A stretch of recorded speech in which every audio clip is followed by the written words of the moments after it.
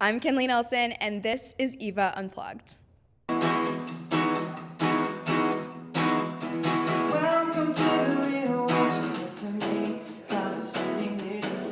Take a seat, take your life, plot it out in black and white. Do you have any pre-show rituals? Yeah, so to be honest, I don't really have much of a pre-show ritual. I think if there's anything, I'd like to drink a lot of water.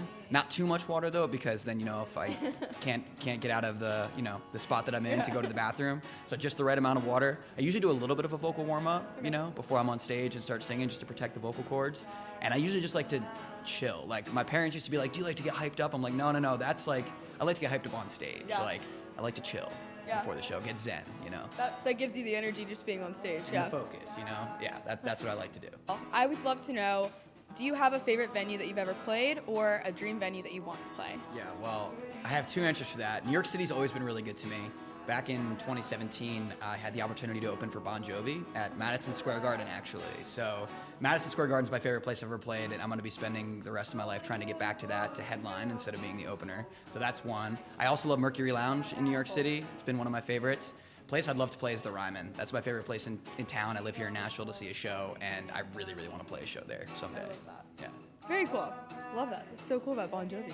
Very. Life. Yeah, I can imagine. Yeah. Have you had any memorable moments while performing live?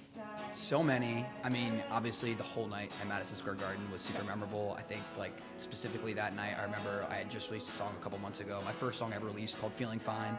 And so many of my family and friends were in the front row at Madison Square Garden singing the words back to me, which is hard to top. But I've also been on stage and played some proposals for some people. So watching people make a lifetime commitment to each other has been really, really cool.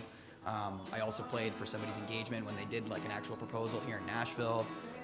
So yeah, lots of cool things. But I think the most memorable thing is when people are singing the words of the songs that I wrote back to me. That's really, really cool to me. That's always really memorable.